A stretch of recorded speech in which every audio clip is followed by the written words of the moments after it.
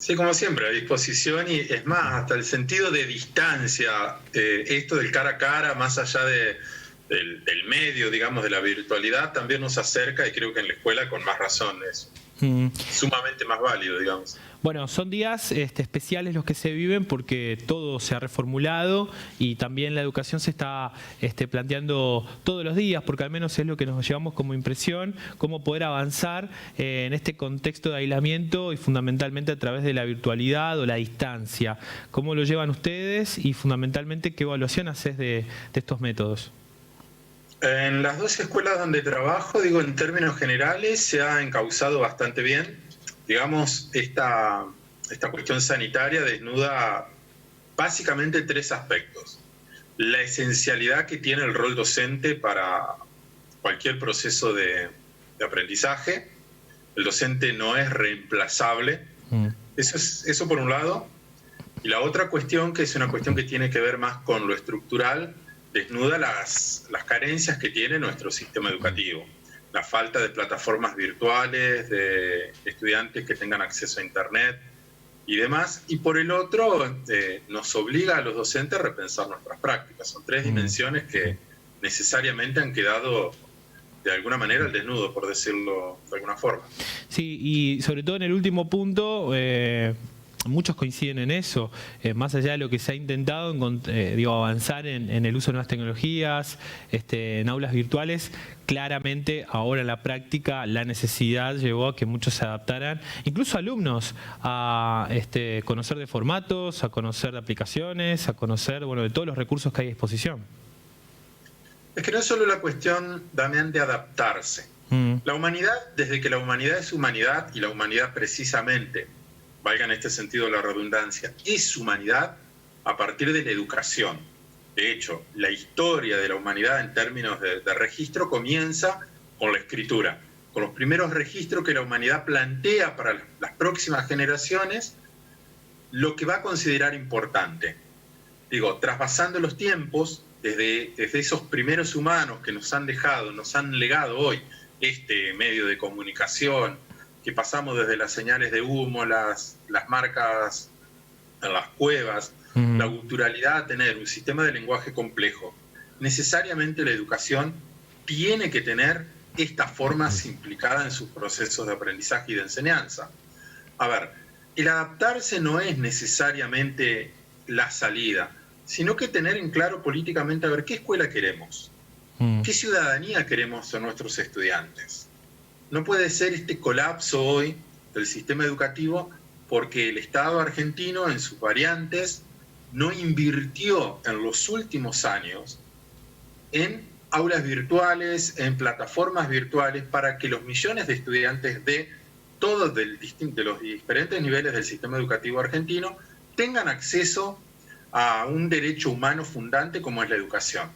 Por eso me refería que una de las tres cuestiones que desnudó esta pandemia es precisamente la vulnerabilidad de un vasto sector de jóvenes, de estudiantes de todos los niveles en el sistema educativo argentino. Es decir, no es solo adaptarse, es también pensar y tomar conciencia en tomar decisiones políticas de que hay que invertir en educación, más allá de la forma, digamos. Venimos hablando mucho, aunque es incierto, qué es lo que nos va a dejar este momento de aislamiento, de cuarentena, de emergencia sanitaria. ¿Crees que inevitablemente todas estas herramientas o estas formas se van a quedar, se van a instalar, que se va a poder llegar a avanzar en ese sentido que señalabas de aula virtual o de plataformas por donde continúe la educación? Y se quedó muy en claro ahora. A ver, hace unos años se creó en el gobierno nacional, se invirtió muchísimo en este sentido en lo que se llamó un programa Conectar Igualdad, por la alfabetización digital, experiencia 1 a 1, que consistía, básicamente en entregar computadoras a todos los ingresantes a la escuela secundaria. Sí. Se desmanteló, vino otro signo político, se desmanteló, y esto con el aval de la democracia, digamos. ¿Qué nos permite leer esto en función de lo que vos preguntás?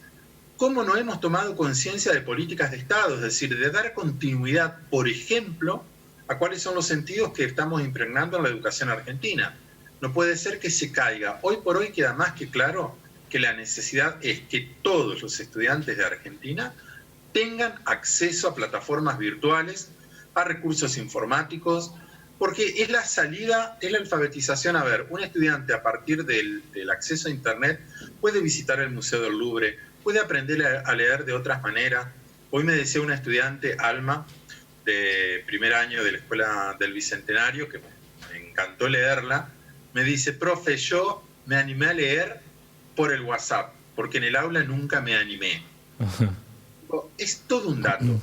Cómo los estudiantes hoy nos están marcando lo que los adultos no hemos podido hacer en todos estos años. Nos están diciendo, por acá es el camino. Claro. Que no quiere decir que lo que se ha hecho no haya servido. Digo, para estos tiempos es necesario hacer otras cosas. Bueno, y en ese intercambio imagino que se va a producir el crecimiento de la construcción. Cada uno va haciendo su camino, por supuesto. Uno va pretendiendo que se generen esas políticas de Estado y sobre todo que más allá de los gobiernos, digamos, se camine a su mismo lugar. Eso está clarísimo que sería la salida. Ahora, yendo al tema puntualmente con todo esto que estamos charlando respecto de lo que se viene hablando de las calificaciones y las notas, ¿cuál es tu opinión en ese sentido? Y fundamentalmente, ¿qué grado de evaluación uno puede tener en esta metodología que se va aplicando? Genial. Bueno, ese es el kit de la cuestión. A ver, la discusión no es... Estoy pensando porque uno en los medios como educador tiene que tener ciertos cuidados. Por ahí vos dijiste cuando me presentaste eso de la pasión. Ajá. Paulo Freire, que es un exponente latinoamericanista de la educación popular, lo resume en una obra maravillosa en Cartas a quien pretende enseñar, y dice textual: el maestro que no tiene pasión no puede educar. Puede transmitir algunas cuestiones, lo que puede hacer cualquiera, pero la pasión necesariamente es el motor de la humanidad. Mueve el deseo de aprender y necesariamente tiene que haber un deseo de enseñanza. Y ese deseo tiene que ver con qué mundo queremos, qué proyecto de país tenemos, qué sociedad queremos. Y eso nos permite, desde ahí se desprende dos categorías fundantes en cualquier sociedad, que son educación y cultura, cultura y educación, una con la otra. Y el punto es, ¿cómo evaluamos aquello que estamos haciendo en educación para lograr ese objetivo de la idea de mundo, la idea de hombre que nosotros estamos queriendo? ¿Queremos un mundo más justo? Bien, ¿cómo lo hacemos? ¿Qué educación pensamos? ¿Esto que propusimos da resultado? Y esa pregunta, si da resultado, tiene que ver con la evaluación. Necesariamente hoy la evaluación numérica, que es propia de una escuela tradicional, positivista, también esta pandemia ha desnudado que esa evaluación no sirve. ¿Por qué decirle a un estudiante cuánto vale una persona? ¿Un 4? ¿Un 5? ¿Y la escuela solamente va a enseñar matemáticas? ¿Hay un solo modo de enseñar matemáticas? Alma, esta estudiante que hoy me decía que por primera vez en mucho tiempo se animó a leer a través de WhatsApp, porque no se animaba en el aula, claro, en el aula tradicional. La vamos a desaprobar porque no leyó en el aula, pero sí se animó a leer por WhatsApp. Claro, las trayectorias, digamos, es lo que exactamente, se pone. Esa es la idea. ¿Qué cosas, además de números, además de lenguajes, enseña la escuela? ¿O no estamos enseñando, reconociendo emociones, enseñando derechos? Aquel estudiante que por primera vez se anima a hablar, ¿lo vamos a desaprobar porque no repitió el concepto de Estado cuando aprendió en la escuela a legitimar y reclamar derechos? Digo, sí. Ese es el punto. Pablo. Por lo tanto, los números no sirven. Valoro sí la iniciativa de evaluar de otro modo y por lo tanto calificar de otro modo.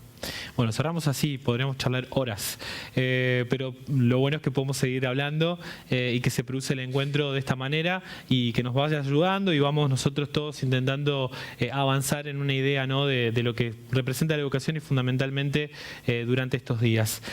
Muchísimas gracias por tu tiempo y esperamos pronto volver a contactarte. No, a vos, a tu audiencia y al equipo de producción que han hecho un laburo para poder organizar todo esto. Y realmente, como digo siempre, lo único que le podemos dejar a nuestros hijos, a nuestros gurises y gurisas, es educación y cultura. Y el momento es ahora.